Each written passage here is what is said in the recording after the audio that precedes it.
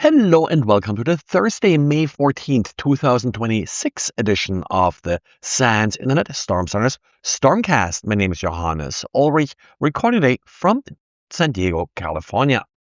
And this episode is brought to you by the SANS.edu Graduate Certificate Program in Cybersecurity Engineering. In Diaries today, we do have an interesting tool recommendation from Rob. Rob experimented with a tool called Proxifier. Now, what Proxifier is good at is if you have a Windows system and you're trying to proxy the HTTP traffic from specific binaries. Now, with network rules and such, you're often able to direct traffic to particular destinations to a proxy. But what this tool allows you is to essentially isolate the traffic from a specific application that you're trying to test. And in the case of Rob, well, he directed the traffic to Burp Suite in order to better explore an API that a particular application was using. This approach is really kind of neat in order to cut down on the noise that you often get if you are just sending all traffic to a proxy. And it can be sometimes challenging to figure out, what traffic is actually originating from a specific binary. This makes the entire process so much easier.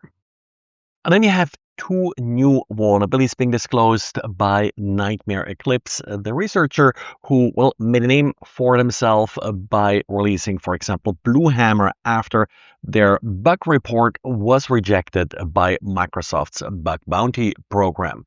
The first vulnerability being released, and I think that's the more serious one, is called yellowkey.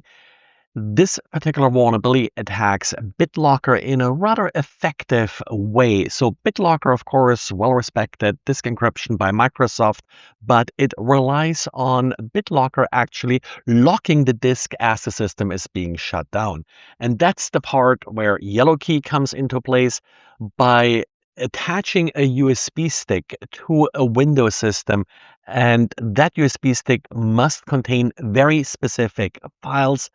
The disk is not locked as the system is shut down, and then a user may be able to reboot the system into rescue mode and access the still encrypted disk without being, sort of hindered by any kind of access control. Interesting vulnerability and also interesting find here.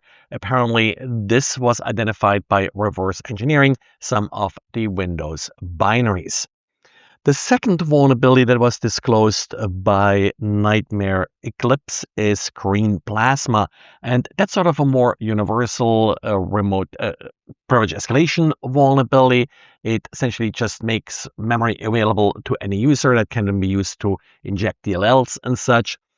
This particular vulnerability is not fully implemented in the proof of concept being released, so any attacker has to do a little bit more work here, but others have already kind of elaborated on how the exploit works and how it could make work given the partial proof of concept. So yellowkey disables BitLocker, and we have a full exploit available for it.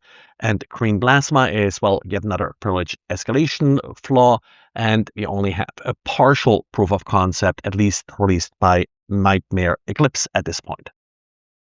And then we'll talk a little bit about Adobe vulnerabilities that were patched yesterday. I didn't mention them for the Patch Tuesday update because, we had all of these software supply chain vulnerabilities to talk about.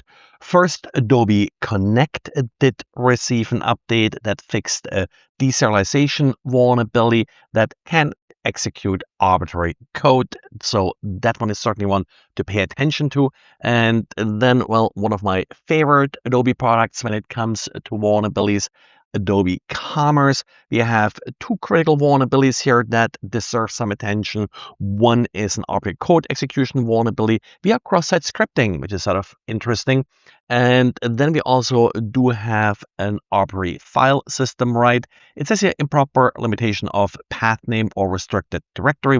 A path traversal vulnerability, which tends to be not that terribly difficult to exploit. So definitely get those patches out. We got a total of 10 Adobe products being patched in this Tuesday's Patch Tuesday update from Adobe. Well, and that's all we have time for today. So thanks for listening. Thanks for liking. Thanks for subscribing to the podcast. Remember, there's also a video version on YouTube if you prefer that format.